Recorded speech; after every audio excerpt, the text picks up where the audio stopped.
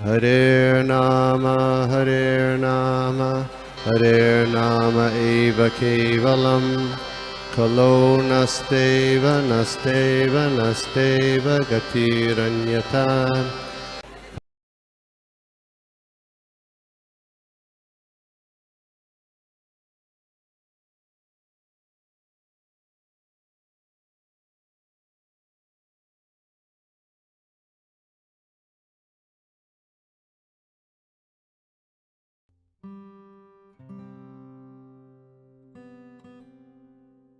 सर्वांचं स्वागत आहे आजच्या या मराठी भगवद्गीता सत्रामध्ये. आपण श्लोक नंबर 25 पाहिला होता मागच्या वेळेस. आज 26 व त्याच्या पुढे पाहण्याचा प्रयत्न करूया आपण. प्रार्थनेने चालू करूया. नमः विष्णुपादाय कृष्ण प्रेष्ठाय भूतले श्रीमते भक्ती वेदांत स्वामिनिति नामिने नमस्ते सारस्वती देवे गौरवाणी प्रचारिणे निर्विशेष शून्यवादी पाश्चात्य देशतारिणे जय श्री कृष्ण चैतन्य प्रभु नित्यानंदा श्री अद्वैत गदाधर श्रीवासादि गौर भक्त वृंदा. हरे कृष्ण कृष्ण कृष्ण हरे हरे हरे राम राम राम हरे हरे.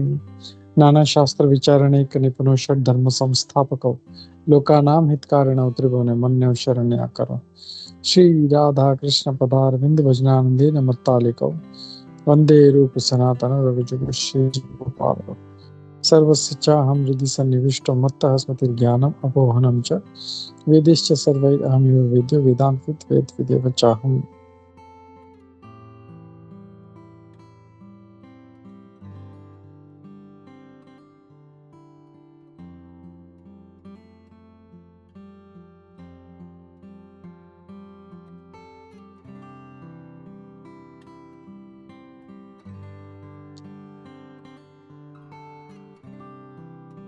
ओके, हरे कृष्णा.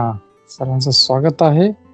आपण पाहूया 4था अध्याय श्लोक नंबर 25. मी शेअर करतो कोणाला, 26 श्लोक नंबर 26 शेअर करतो. कोणाला रिपीट करायचं तर रिपीट करू शकता.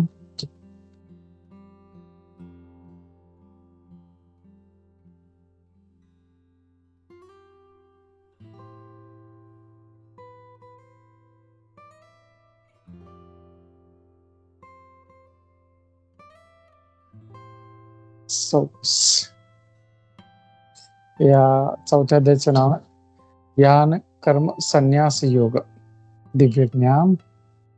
तर श्लोक नंबर 26 पाहूया आपण. स्क्रीन दिसते ना सगळ्यांना? हो प्रभूजी दिसते. ओके. मी श्लोक म्हणतो. श्रोत्रादीनि इंद्रियाणि. हरे कृष्णा प्रभूजी. या हरे कृष्णा. श्रोत्रादि इंद्रियाणि. श्रोत्राणि इंद्रियाणि अन्ये. श्रोत्रादि इंद्रियाणि अन्ये. संयम अग्निषु जुह्वति. संयम अग्निषु जुह्वति. शब्दादीन विषयान् अन्य. शब्दादीन विषयान् अन्य. इंद्रियाग्निषु जुह्वति. इंद्रियाग्निषु जुह्वति. एकदा पूर्ण श्लोक म्हणतो. श्रोत्रादीनि इंद्रियाणि अन्ये संयम अग्निषु जुह्वति. शब्दादीन विषयान् अन्य इंद्रियाग्निषु जुह्वति. कोणाला म्हणायचं एकदा श्लोक ट्राय करायचा आहे?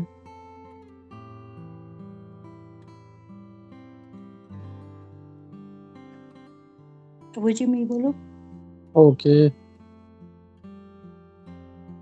श्रोत्र मी बोलू का? ओके.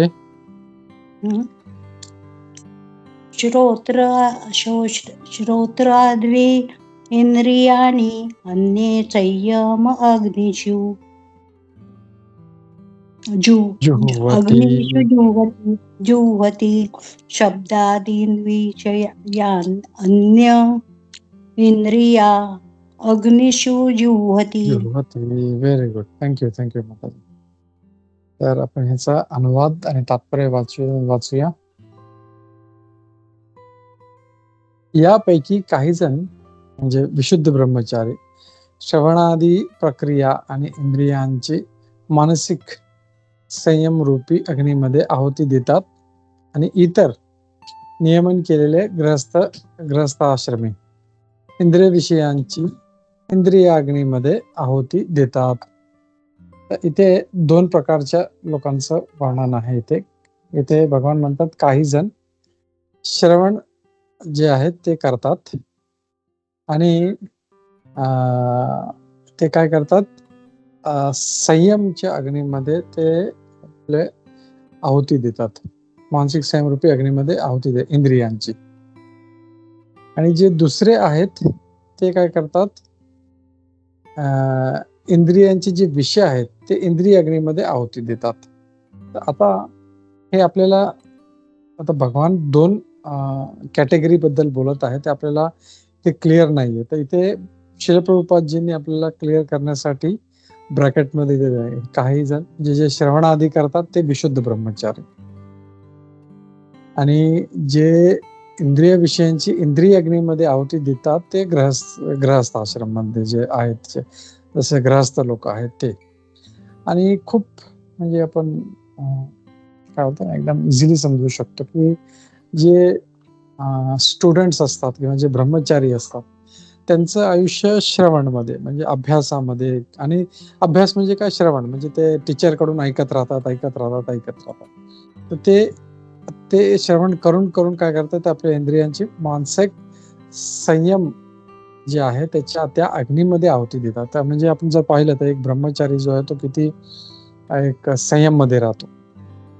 जसं आपण पाहिलं गुरुकुलमध्ये किंवा आता आजकाल तर तसं नाही राहिलं, पण आधीच्या काळात जे मुलं होती ते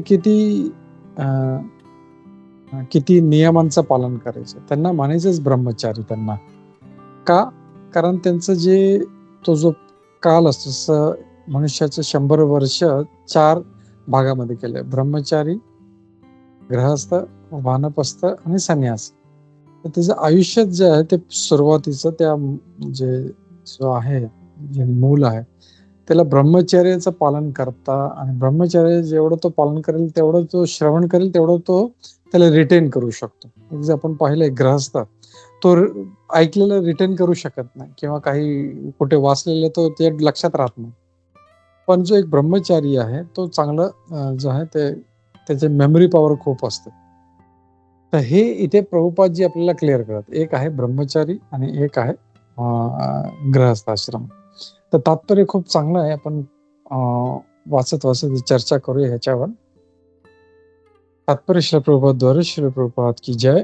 ब्रह्मचारी, गृहस्थ, वानप्रस्थ आणि संन्यासी या समाजांच्या 4 आश्रमातील सदस्यांनी परिपूर्ण योगी बनणे आवश्यक आहे. तर तिथे सगळ्यांनी आवश्यक आहे इथे. म्हणजे असं नाहीये की फक्त जो संन्यासी आहे त्यानेच योगी बनायचं आहे किंवा जो ब्रह्मचारी आहे त्यानेच पालन, नाही. इव्हन गृहस्थ आणि जे वानप्रस्थ आहे सगळ्यांनीच योगी बनायचं आहे. मनुष्य जीवन हे पशुप्रमाणे इंद्रिय उपभोग करण्यासाठी नाही. आपल्याला माहिती आहे की हे जे मनुष्य जीवन आहे हे आपण म्हणजे जसे पशु जगतात त्याच्यासाठी नाही. आजकालचं जी लाईफस्टाईल आहे तीच झालेली आहे, खाओ पिओ ऐश करो मजा करो बस. म्हणजे कोणाला काही संयम किंवा काही कंट्रोल किंवा काही देवाबद्दल किंवा काही वाचन. सिंपल एक गोष्ट म्हणजे जे वाचन आहे ते पण म्हणजे फार म्हणजे आता जर पाहिलं की मोबाईल, टीव्ही, इंटरनेट याच्या जमान्यामध्ये लोकांचं वाचन इतकं कमी झालेलं आहे, म्हणजे एकदम वी कॅन से म्हणजे फार कमी प्रमाणात लोक वाचन करतात. तर हे सगळे जी गोष्ट आहे ती सगळी नाहीशी होत चालली. तर हे सगळं मेंटेन केलं पाहिजे. आणि हे जे करू शकतात, जे संयम करू शकतात ते खरे योगी. जसं ब्रह्मचारी तसं गृहस्थ पण जो आहे आपलं संयम मध्ये जीवन जगतो. एक वानप्रस्थ आहे तो पण जीवन आपलं ह्याच्यामध्ये जगतो. मग पुढे प्रभुपाद म्हणतात, म्हणून 4 आश्रमांची रचना अशा पद्धतीने करण्यात आली आहे की जेणेकरून आध्यात्मिक गुरुच्या देखरेखीखाली असणारे विद्यार्थी इंद्रिय तृप्तीपासून प्रवृत्ती होऊन मन संयमित करतात. ब्रह्मचारी केवळ कृष्ण भावनेशी संबंधित असणारे शब्द श्रवण करतात. तर श्रवण करणे म्हणजे पण असं नाहीये किशोर कुमारची गाणे किंवा ए आर रहमानची गाणे किंवा कुठले तरी काहीतरी असं म्हणजे फालतू नाही. जे भगवंताविषयी आहे त्याच्याबद्दल श्रवण करणे, त्याला म्हणतात श्रवण. म्हणजे आता आजकाल तर लोक श्रवण करतात, कोण गाणी ऐकतंय, कोणी पॉप ऐकतंय, कोणी रॉक ऐकतंय, कोणी रॅप ऐकतंय, but that is not shravan. श्रवण म्हणजे फक्त भगवंताबद्दल, तेव्हा त्याला आपण श्रवण म्हणू. आणि ब्रह्मचारी जो आहे तो फक्त भगवान कृष्णाबद्दल जो आहे तो संबंधित असणारे शब्द श्रवण करतो, जसं भगवद्गीता आहे किंवा भागवतम आहे किंवा वेद, पुराण, उपनिषद, हे इतिहास, हे सगळं जे वाचतो. इतिहास म्हणजे जसं महाभारत आहे त्याला इतिहास म्हटलं जातं. तर हे सगळं जे आहे तो श्रवण करतो. श्रवण हे ज्ञान प्राप्तीचे मूलभूत तत्व आहे. आणि श्रवण हे खूप म्हणजे एक महत्वाची गोष्ट इथे प्रभुपादजी सांगत आहे की ज्ञान प्राप्तीसाठी कुठलाही व्यक्ती श्रवण करतो, त्याला श्रवण केल्याशिवाय त्याला ज्ञान प्राप्त होऊ शकत नाही. तो जसं आपण नेहमी म्हणतो, एक समजा एक कोणाला डॉक्टर बनायचं आहे तर तो MBBS ची पुस्तकं आणून तो फक्त तो ज्ञान प्राप्त करू शकत नाही. त्याला बेसिक काही पर्सेंट त्याला भेटेल त्याला नॉलेज, पण ऍक्च्युअल त्याला ज्ञान पाहिजे असेल तर त्याला ते गुरुकडे जावं लागेल, त्या शाळेमध्ये किंवा युनिव्हर्सिटीमध्ये भरती व्हावं लागेल, तिथे प्रॅक्टिकल्स करावे लागतील, तिथे चिरफाड करावी लागेल, तेव्हा तो मोठा डॉक्टर किंवा सर्जन असं काहीतरी होईल. तर त्यासाठी श्रवण हे मूलभूत तत्व आहे.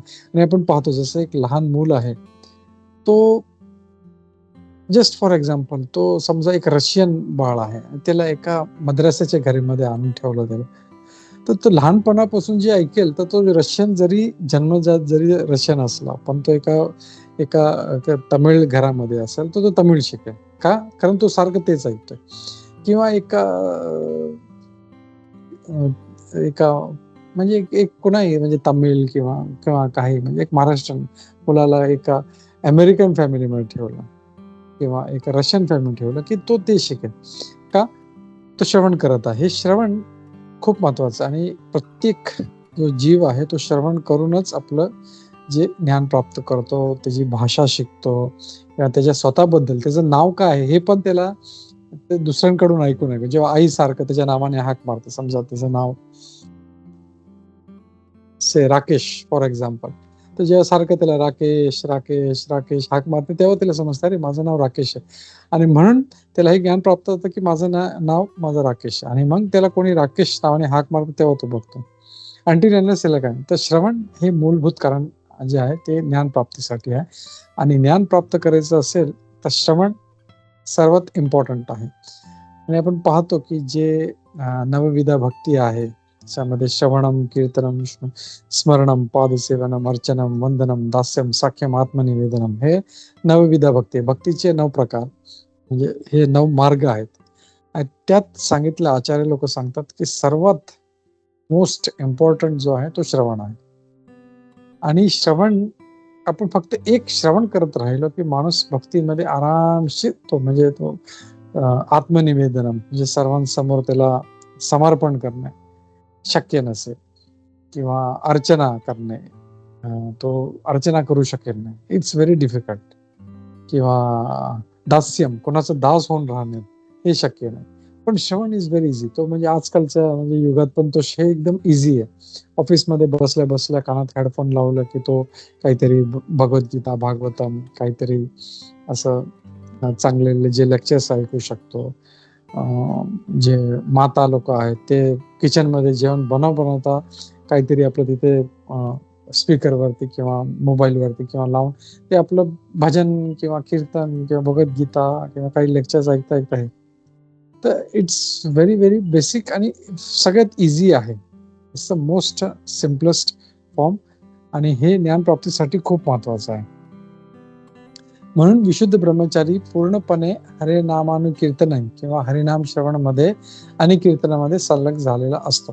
तो भौतिक शब्द ध्वनीचे श्रवण करण्यापासून स्वतःला परावृत्त करणे आणि हरे कृष्ण या दिव्य ध्वनीचे श्रवण करण्यात मग्न होतो. तो भौतिक जे शब्द ध्वनी आहेत तो त्याच्यापासून लांब होतो. तर म्हणजे भौतिक जे काय आहे, जसं म्युझिक आहे, भौतिक म्युझिक आहे, भौतिक गाणी आहेत, त्यांना सोडून तो भगवंताचे भजन जो आहे तो त्याच्यामध्ये लागतो. जसं मागच्या वेळेस अर्चना माताजीने त्यांचा खूप चांगला एक रिअलायझेशन शेअर केलं होतं की म्हणजे त्यांचं मन खूप चांगलं लागतं, पण कधी कधी अचानक काही जुनी गाणी किंवा काहीतरी आहे ते ऐकलं की लगेच त्यांचं मन तिकडे जातं. तर ते भौतिक शब्द ध्वनी जर आपण ऐकलं तर आपलं मन त्याच्याकडे आकृष्ट होईल. तर आपल्याला काय करायचं आहे, आपल्याला भौतिक ध्वनीपेक्षा आपल्याला जे आध्यात्मिक ध्वनी आहे त्याच्याकडे आपल्याला आपलं चिंतन आहे ते वळवायचं आहे. आणि ते जेवढं आपण करत राहू तेवढं आपल्याला ते आध्यात्मिक ध्वनीचे आकर्षण आपल्याला होत राहील. त्याचप्रमाणे मर्यादित आणि नियंत्रित इंद्रिय तृप्ती करण्याची मुभा असणारा गृहस्थ अशी कृत्य महत् प्रयासाने संयमित करतात. आता हे झालं आधीचे जे सांगितलं ते ब्रह्मचार्याबद्दल सांगितलं. आता जे आहे ते गृहस्थाबद्दल. गृहस्थाचं जीवन कसं आहे, तो आपलं इंद्रिय तृप्ती जे आहे त्याला एक म्हणजे यू कॅन से त्याला एक लायसन्स आहे की थोडंसं इंद्रिय तृप्ती करू शकतो, बट नॉट फुल. पण आजकाल हे कोणाला माहीतच नाही. लोकांना इंद्रिय तृप्ती म्हणजे काय, म्हणजे असं वाटतं की त्यांना हेच आपल्या ह्याच्यासाठी जीवन आहे. तर मुभा असणारा गृहस्थ अशी कृत्य महत् प्रयासाने संयमित करतात. लैंगिक जीवन, मादक पदार्थ व मांस भक्षण करणे या सामान्यतः मानव समाजाच्या प्रवृत्त असतात. तर हे एक कॉमन गोष्ट आहे. लैंगिक जीवन, मादक पदार्थ आणि मांसाहार हे लोकांसाठी म्हणजे असं वाटतं की म्हणजे ऑटोमॅटिकली ते त्याच्याकडे खेचलं जातं. परंतु एखादा संयमित गृहस्थ अनियंत्रित संभोग आणि इतर प्रकारची इंद्रिय तृप्ती करीत नाही. तो जो गृहस्थ म्हणजे तो ह्या सगळ्या गोष्टीकडे वळत नाही. इव्हन त्याच्याकडे जे लायसन्स आहे तो खूप काळजीपूर्वक वापरतो आणि ते इंद्रिय तृप्तीमध्ये लागत नाही. म्हणून आधीचे जे आपण पाहिले जे गृहस्थ होते त्यांचं भक्तीमध्ये पण मन लागायचं, बिकॉज दे वर कंट्रोल्ड.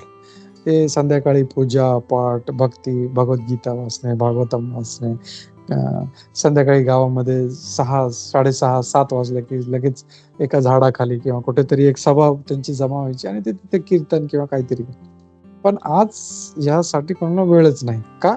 कारण त्यांचं जे जीवन असं मोल्ड झालेलं आहे की त्यांना या गोष्टीमध्ये काही जस्ट म्हणजे इंद्रिय तृप्ती बस. खूप पैसे कमवायचे, खूप राबायचं, पैसे आले की त्यांनी इंद्रिय तृप्ती करायची, पैसे संपले की परत त्याला कमवण्यासाठी परत आपलं जीवन. तर हे जे आहे जीवन त्याच्यामध्ये चाललंय आजच्या. पण खरंच तर त्याला जे आहे जसं गृहस्थ जो ग्रहामध्ये स्थित आहे व्यवस्थित त्याला गृहस्थ. पण हे जे आज जे आहेत ते गृहस्थ नाही, ते ग्रह मेधी आहेत.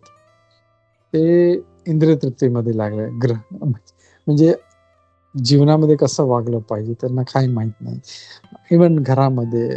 म्हणून आज जर पाहिलं तर गृहस्थ जे आहेत आजकालचे त्यांचे बाहेर एक्सटर्नल अफेअर्स किंवा लगेच दुसऱ्या मुलीकडे किंवा मुलाकडे पाहिलं की इमिडिएटली ते गेट अट्रॅक्टेड.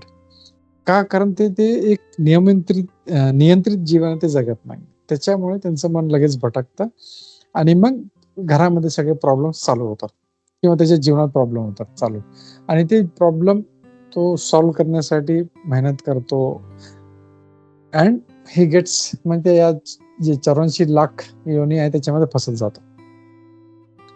म्हणून धार्मिक जीवनावर आधारित विवाह पद्धती ही सर्व सुधारित मानवी समाजामध्ये अस्तित्वात आहे. आणि म्हणून हे जे आपल्या मानव समाजामध्ये हे जे धार्मिक प्रकारे लग्न करण्याची जी पद्धती होती दॅट वॉज व्हेरी इम्पॉर्टंट. म्हणजे लग्न असं म्हणजे आधी कसे असते म्हणजे आईबाप ते ठरवायचे. आई वडील कुठे गेले की कुठल्या मुलीला किंवा मुलाला बघितलं की अच्छा ठीक आहे लग्न ठरवलं, मुलगा विचारायचा. पण आजकाल तर इट्स टोटली केऑस आहे समाजामध्ये, हॉरिबल, सांगू शकत नाही. ते एक तर लव्ह मॅरेज करतात, आणि लव्ह मॅरेज पण त्यांचं मी बघितलं यू कॅन से 99% फेलियर आहेत. जे लव्ह मॅरेजेस आहे खूप कमी असतील, that is staying, hardly 1% or something. पण जेवढे मी बघितले love marriages, they are all big failure. का? कारण त्यांचं आकर्षण शरीराकडे आहे, आणि जसंच ते हळूहळू ते म्हणजे ऑब्विसली ते कमी होत जातं, आणि म्हणून ते टिकत नाही म्हणते. विवाह पद्धती ही सर्व सुधारित मानस समाजामध्ये अस्तित्वात आहे, कारण हाच मैथून भाग नियंत्रित करण्याचा मार्ग आहे. असे संयमित आणि अनासक्त संभोग जीवन म्हणजे एक प्रकारचे यज्ञच आहे. तर हे पण एक प्रकार म्हणजे एक कंट्रोल्ड एक गृहस्थ जीवन जगणे म्हणजे ते पण एक प्रकारचं यज्ञ आहे. कारण गृहस्थ आपल्या इंद्रिय तृप्ती करण्याची प्रवृत्तीची आहुती देतो. तर त्याचं जे इंद्रिय तृप्तीची जी प्रवृत्ती आहे त्याचा तो आहुती देत आहे. तर हे खूप भगवान इथे आपल्याला सांगत आहे की एक ब्रह्मचारी कसा राहायला पाहिजे, कसा राहतो, आणि एक गृहस्थ कसा राहतो. 26 आपण पुढे बघूया. 27 श्लोक नंबर 27. मी म्हणतो, कोणाला रिपीट करायचं तर मागे रिपीट करू शकता. सर्वाणि इंद्रिय कर्माणि, सर्व इंद्रियाणि कर्माणि,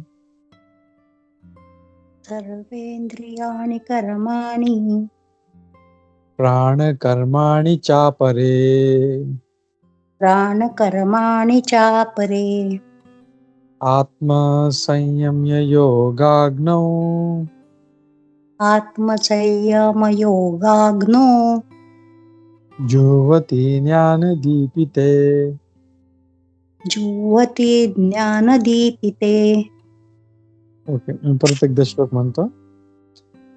सर्वाणींद्रियाणि कर्माणि, प्राणकर्माणि चापरे, आत्मसंयम्य योगाग्नौ, जुह्वति ज्ञानदीपिते. याचा अनुवाद व तात्पर्य वाचूया. अनुवाद: इतर व्यक्ती ज्या मन आणि इंद्रियाच्या संयमाद्वारे आत्मसाक्षात्कार प्राप्तीसाठी इच्छुक असतात, त्या इंद्रिय आणि प्राणाच्या सर्व क्रिया आहुती रूपाने नियंत्रित मनरूपी अग्नीमध्ये अर्पण करतात. तर इथे परत संयमाबद्दल सांगितलं आहे, आणि जे आत्मसाक्षात्कारासाठी जे प्राप्त करायचे असतात त्यांनी ते इंद्रिय संयमाद्वारे ते आपलं आहुती देत असतात. त्या इंद्रिय आणि प्राणाच्या सर्व क्रिया आहुती रूपाने नियंत्रित मनरूपी अग्नी. तर इथे त्यांचं मनरूपी अग्नीमध्ये ते इथे काय म्हणतात आहुती देत आहेत. तात्पर्य वाचूया. हे पण तात्पर्य खूप चांगलं आहे.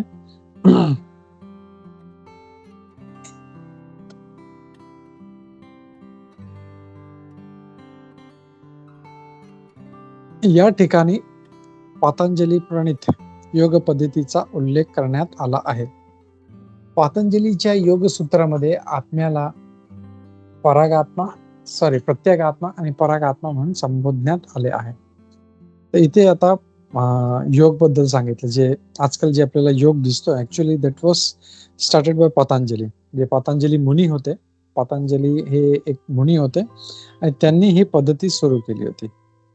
पण ओरिजिनल जे पतंजली जे सूत्र आहे ते आता आजकाल कोणी फॉलो करत नाही. म्हणजे लोकांना वाटतं just to keep body fit so we can enjoy मोर.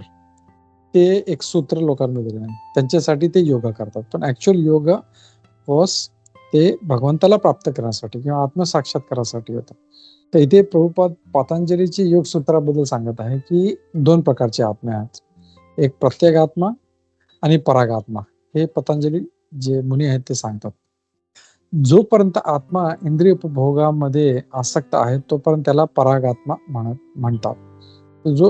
जो जीवात्मा इंद्रिय तृप्तीमध्ये किंवा इंद्रिय भोगामध्ये आहे त्याला परागात्मा म्हटलं आहे त्यांनी. पण जेव्हा आत्मा अशा इंद्रिय उपभोगापासून अनासक्त होतो तेव्हा त्याला प्रत्येगात्मा म्हटलं.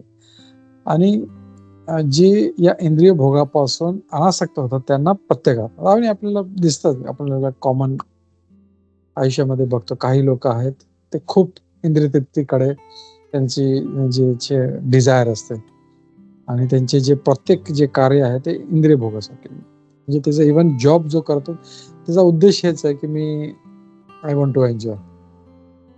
तर तो आहे परागात्मा. आणि जे काही जे आहेत ते त्याला कंट्रोल करतात आणि ते जी पण ती एनर्जी आहे ती भगवंतासाठी ते यूज करतात. शरीरामध्ये आत्मा हा 10 प्रकारच्या वायूंमध्ये वावरत असतो. तर आता इथे पतंजलीचे जे सूत्र आहे ते पण पुढे प्रभुपादजी सांगत आहे की शरीरामध्ये 10 प्रकारांचे वायू आहेत. आय थिंक जे बरेचशे लोकांना माहिती असेल. कोणाला माहिती आहे का याच्याबद्दल? एनीबडी? 10 प्रकारचे वायू.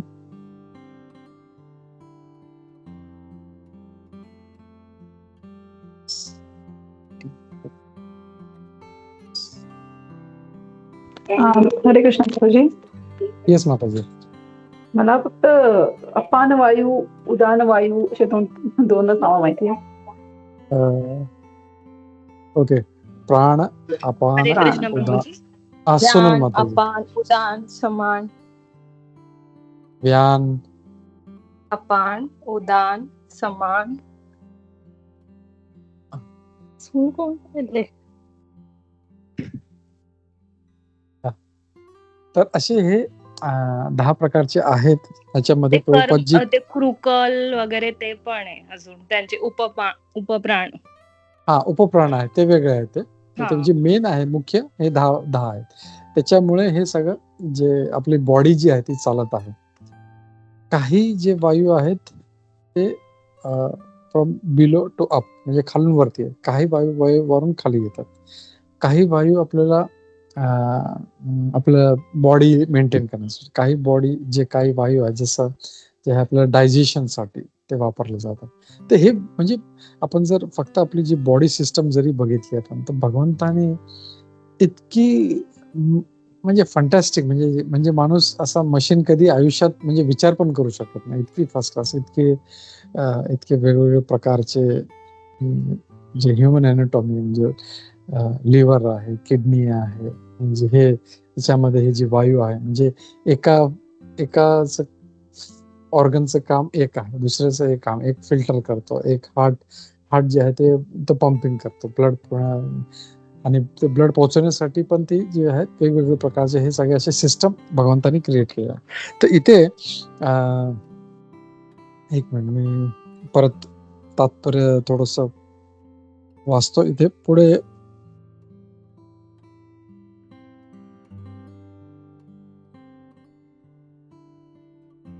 एक मिनिट.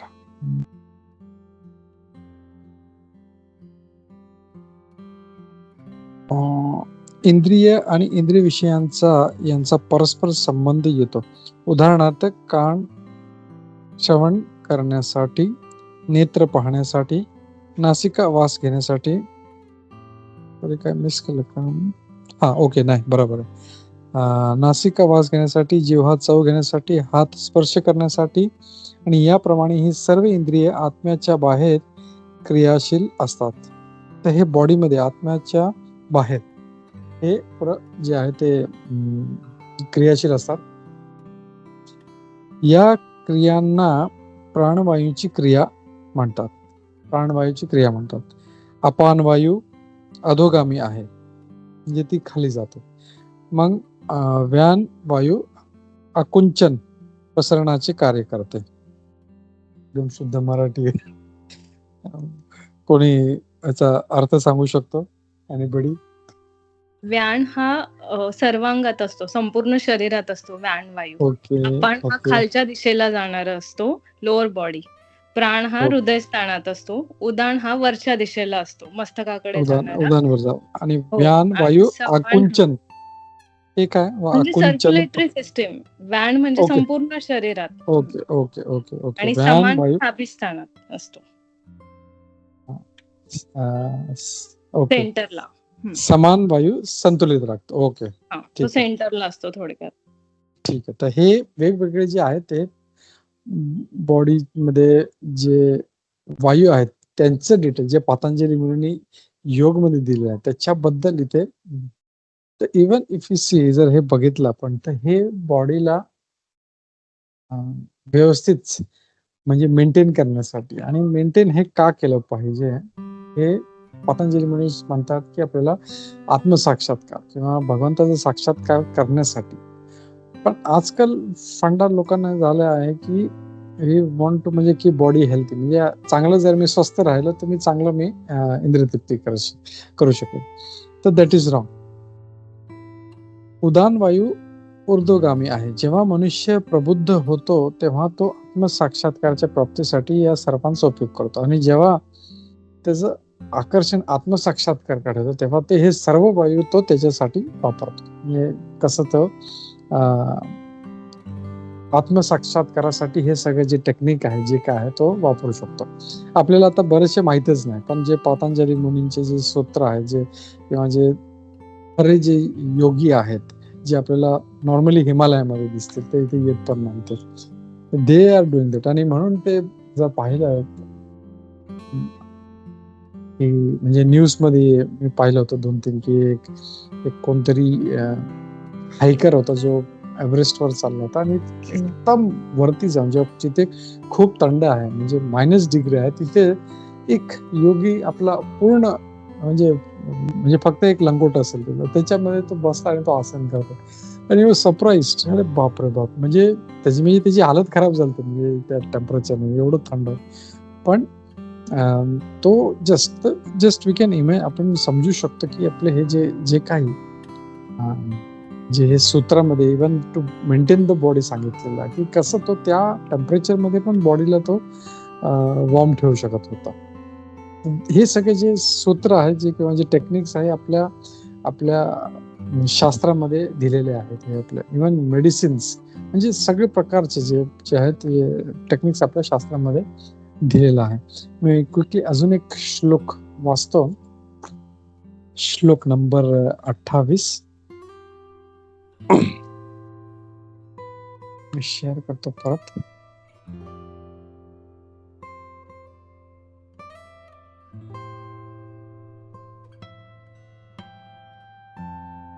द्रव्य यज्ञास्तपो यज्ञ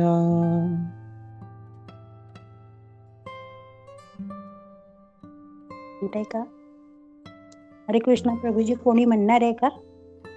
नाही म्हणा तुम्ही म्हणा. द्रव्य यज्ञास्तपो यज्ञ योग यज्ञास्तथा परे योग यज्ञास्तथा परे स्वाध्याय ज्ञान यज्ञाश्च स्वाध्याय ज्ञान यज्ञाश्च यतय संशितव्रताः यतयः संशितव्रताः. मी पूर्ण एकदा श्लोक म्हणतो. द्रव्य यज्ञास्तपो यज्ञ योग यज्ञास्तथा परे स्वाध्याय ज्ञान यज्ञाश्च यतय संशितव्रताः.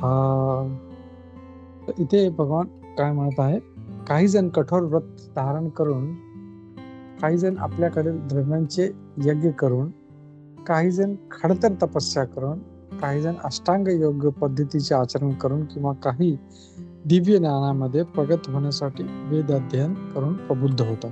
आता जर आपण पाहिलं तर इथे भगवान कृष्ण काय सांगत आहे, वेगवेगळ्या प्रकारचे आपल्याला आपण जर पाहिलं आधीचं पाहिलं की त्याच्यामध्ये होतं की इंद्रियांचा संयम करतात, काही श्रवण करतात. तर हे आता पुढे इथे भगवान हे अजून डिटेल देत आहेत. वेगवेगळ्या प्रकारचे जे योगी आहेत तर काही जे आहेत कठोर व्रत धारण करतात म्हणजे खूप तपस्या करतात एकदम म्हणजे, किंवा काही म्हणजे काय म्हणतात उपवास करतात, ते एकदम कठोर करतात. म्हणजे वेगवेगळ्या प्रकारचे व्रत. काही लोक आहेत फक्त पाणी पितात आणि काही लोक आहेत म्हणजे गरमीमध्ये ते आगमध्ये आपल्या भोवती जे अग्नी पेटतात त्याच्यामध्ये उभे राहतात. मग थंडीच्या वेळेस ते एकदम जे थंड पाणी असतं त्याच्यामध्ये जाऊन ते तपस्या करतात. तर वेगवेगळे ते असे कठोर व्रत घेतात. काही जण आपल्याकडील द्रव्यांचा यज्ञ करून, आणि काही लोक आपल्याकडे जे जे आपले धनसंपत्ती आहे किंवा जे सामग्री आहे त्याचा यज्ञ करतात, ते वापरतात. काही जण खडतर तपस्या करून, काही लोक खूप तपस्या करतात. काही जण अष्टांग योग पद्धतीचं आचरण करतात. आणि काही लोक जे आहे ते अष्टांग योग जी पद्धती आहे, म्हणजे फक्त योग नाही, अष्टांग योग म्हणजे ध्यान, धारणा, समाधी, हे सगळे वेगवेगळे जे आहे योगाचे जे एक स्टेप्स आहेत वेगवेगळ्या प्रकारचे, त्याचं आचरण करतात. किंवा काही दिव्य ज्ञानामध्ये प्रगत होण्यासाठी वेदाध्ययन करतात. आणि काही लोक जे आहेत ते वेद अध्ययन करतात. तर आपण जर पाहतो तर आता जवळजवळ व्रत करणारे, द्रव्यांचं यज्ञ करणारे, तपस्या करणारे, अष्टांग योग पद्धतीचं आचरण करणारे आणि वेद अध्ययन करणारे, तर हे 5 वेगवेगळ्या प्रकारचे जे योग आहे त्यांच्याबद्दल. आणि हे कशासाठी प्रबुद्ध होतात, म्हणजे भगवंताबद्दल त्यांना जे जे जे ज्ञान पाहिजे त्याच्यासाठी हे करतात. तर वेदर इट इज व्रत आहे, किंवा द्रव्यांचं यज्ञ आहे, किंवा तपस्या आहे, किंवा अष्टांग योग पद्धती आहे, किंवा वेद अध्ययन आहे, ते फक्त हे सगळं जे आहे ते भगवंताबद्दल जाणून घेण्यासाठी आहे. तर आपण कुठले तात्पर्य वाचूया. तात्पर्यामध्ये प्रभुपादजी काय म्हणतात. तात्पर्य श्री प्रभुपादद्वारे श्री प्रभुपाद की जय. या यज्ञांचे विविध विभागामध्ये वर्गीकरण करता येते. विविध प्रकारचे दान करून काही लोक आपल्याकडील संपत्तीचा यज्ञ करतात. आपण पाहतो काही लोक आहेत खूप म्हणजे इतकं दान करतात.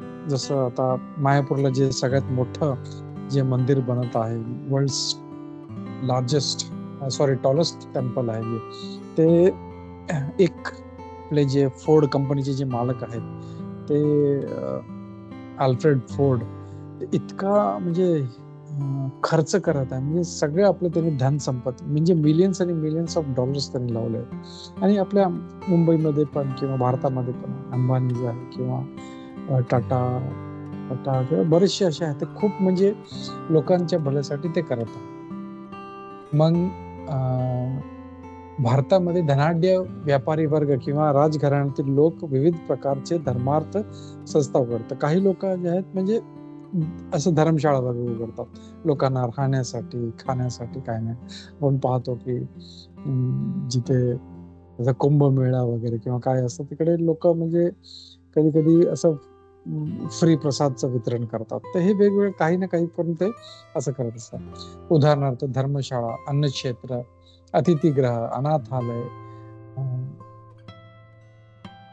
बऱ्याचशा ठिकाणी म्हणजे स्त्रियांसाठी ज्यांना कोणी नाही त्यांच्यासाठी आश्रय, हे वेगवेगळ्या प्रकारचे, किंवा विद्यापीठ हे असे उघडतात. इस्पितळ, वृद्धाश्रम आणि तत्सम धर्मदाय संस्था आहेत ज्या अन्न वाटप, गरिबांना शिक्षण आणि मोफत वैद्यकीय मदत देण्यासाठी उद्देशाने स्थापलेले आहेत. आणि काही म्हणजे हॉस्पिटल्स आहेत असे, तुम्ही जर पाहिलं तर काही जे डॉक्टर्स आहेत किंवा त्यांनी मिळून एक छोटस असं एक त्यांची कम्युनिटी बनवली आणि ते असंच मोफत ते लोकांचा उपचार करतात जे गरीब लोक आहे. म्हणून आपण पाहिलं तर कधी नेत्रचिकित्सा आणि हे असं वेगवेगळ्या प्रकारचे हे करत असतात. दान देण्याच्या सर्व कार्यांना द्रवमय यज्ञ असे म्हणतात. तर जे दान देतात त्यांना द्रवमय यज्ञ म्हणतात. काही लोक जीवनातील उन्नत अवस्था प्राप्त करण्यासाठी किंवा ब्रह्मांडातील उच्चतर ग्रह लोकांत उन्नत होण्यासाठी स्वेच्छेने अनेक प्रकारची तपस्या करतात. काही लोक तपस्या करतात, जसं उदाहरणार्थ चंद्रायण आणि चतुर्मास. काही लोक चंद्रायण करतात, ते एक वेगळ्या प्रकारचा उपवास आहे. चातुर्मास आपल्याला माहिती आहे की जे 4 महिने खूप उपवास करतात. या पद्धतीमध्ये विशिष्ट नियमानुसार खडतर व्रतांचे जीवनामध्ये आचरण करावे लागते. आणि हे जे करतात ते खूप म्हणजे व्रतांचा ते आचरण करतात. चातुर्मास्य व्रताचे आचरण करणारा जुलै ते ऑक्टोबर वर्षातील 4 महिने केश कर्तन करीत नाही, तर म्हणजे तो केस पण कापत नाही. म्हणून आपण पाहतो जे काही आपले जे इस्कॉनचे भक्त लोक आहेत त्यांची दाढी खूप वाढलेली असते, केस खूप वाढलेली असते. का? कारण त्यांनी म्हणजे ते व्रत घेतलं की 4 महिने मी केस कापणार नाही. तर असे काही ना काही म्हणजे आपण तपस्या असं किंवा काही व्रत असं घेऊ शकतो. विशिष्ट अन्न पदार्थ ग्रहण करीत नाही आणि ते ठरवतात की बाबा ज्याला जे त्याची जी फेवरेट वस्तू आहे, कोणाला गोड आवडतं, कोणाला काही भाजी आवडते, काही एनिथिंग फळे आवडतात, ते सोडून देतात. ते बोललं की मी हे 4 महिने किंवा त्या व्रतमध्ये मी हे ग्रहण करणार. दिवसातून 2 वेळा अन्न ग्रहण करीत नाही किंवा घर सोडून जात नाही. काही लोक घर म्हणजे त्या क्षेत्राला सोडून जात नाही, बोला मी हे 4 महिने तिथे जाईन. आणि म्हणून आपण पाहतो की नॉर्मली चातुर्मासामध्ये कुठे ट्रॅव्हल पण करत नाही. म्हणून भगवान रामचंद्र जेव्हा ते चातुर्मासमध्ये ते जे ऋष्यमुख पर्वत आहे सुग्रीवकडे तिकडे राहिले होते. तर हे असे वेगवेगळ्या प्रकारचे जे व्रत आहेत. जीवनातील सुखांच्या अशा यज्ञाला तपोमय यज्ञ म्हणतात. हे त्याला तपोमय यज्ञ म्हटलं. तर द्रव्य यज्ञ मग तपोमय यज्ञ. इतर असेही लोक आहेत जे पतंजली योग पद्धती ब्रह्मज्योतीमध्ये विलीन होण्यासाठी किंवा हठयोग अथवा अष्टांग योग विशिष्ट सिद्धी प्राप्त करण्यासाठी, म्हणजे वेगवेगळ्या प्रकारची सिद्धी आहे, अनिमा, लगिमा, इशिता, वशिता, प्राप्ती, हे सगळे वेगवेगळे त्याच्यासाठी ते करतात. इत्यादी योग पद्धतींचं आचरण करतात. काही लोक पवित्र तीर्थस्थळांना भेट देण्यासाठी तीर्थाटन करतात. जसं पाहतो काही लोक वृंदावन आहे, मायापूर आहे किंवा कुंभमेळा आहे, तिथे जातात, तिकडे राहतात. या सर्व आचरण क्रियांना योग ह्याला योग यज्ञ अर्थात भौतिक जगामधील विशिष्ट सिद्धी प्रित्यर्थ केलेला यज्ञ असे म्हणतात. अन्य लोक आहेत जे निरनिराळ्या वैदिक शास्त्रांचे विशेष करून उपनिषद आणि वेदांत सूत्र किंवा सांख्य तत्वज्ञान अध्ययन करण्यामध्ये संलग्न होतात. या सर्व क्रियांना स्वाध्याय यज्ञ हे स्वाध्यायवाले आहेत, जे स्वाध्याय यज्ञ करतात, त्यांना ते आवडतात. वेदशास्त्रांचा अध्ययन, भगवद्गीता, भागवतांचं अध्ययन, असे ते वेगवेगळे प्रकारचे जे आध्यात्मिक पुस्तक आहे त्यांचं ते अध्ययन करतात. हे सर्व योगी निष्ठेने विविध प्रकारचे यज्ञ करण्यामध्ये मग्न असतात आणि जीवनातील उन्नत अवस्थेच्या शोधात असतात. पण कृष्ण भावना ही या सर्वांपासून भिन्न आहे. तर प्रभुपादजी शेवटी इथे काय सांगतात, हे काही ना काही त्यांचा जो उद्देश आहे, पण इथे जे कृष्ण कॉन्शियसनेस आहे किंवा कृष्ण भावना आहे हे सगळ्यांचे वेगळे आहे. काय फरक आहे सांगतात. कारण कृष्ण भावनामध्ये प्रत्यक्ष भगवंताची सेवा केली जाते. हे डायरेक्ट म्हणजे भगवंताची सेवा केली जाते. वर उल्लेख केलेल्या कोणत्याही प्रकारच्या यज्ञद्वारे कृष्ण भावनेची प्राप्ती करता येत नाही. तर जे कृष्ण भावना किंवा कृष्ण चेतना जर प्राप्त करायची असेल तर त्यासाठी डायरेक्ट भगवान श्रीकृष्णाचीच आराधना किंवा उपासना केली पाहिजे, तरच ते त्याला प्राप्त. कृष्ण भावना केवळ भगवंत आणि त्यांच्या प्रमाणित भक्तांच्या कृपेद्वारेच प्राप्त करता येते. तर हे भगवंताद्वारे किंवा त्यांचे जे भक्त आहेत, जसं नारद मुनी आहे, नारद मुनी आपल्या कृपा वाटत सुटलेले असतात. जसं आपण पाहिलं वाल्मिकीजींना त्यांनी भक्त बनवला, मृगारीला भक्त बनवला, प्रल्हाद महाराज, आपले ध्रुव महाराज, असे किती लोकांना त्यांनी, तर हे भगवंताच्या भक्ताद्वारे हे कृपा प्राप्त होऊ शकते. म्हणून कृष्ण भावना हे आणि म्हणून कृष्ण कॉन्शियसनेस किंवा कृष्ण भावना जी आहे ही दिव्य आहे. तर या मेसेज बरोबर मी इथे थांबतो. कोणाला काही प्रश्न, काही डाऊट्स असतील तर आपण क्विकली ते घेऊ शकतो. हरे कृष्ण.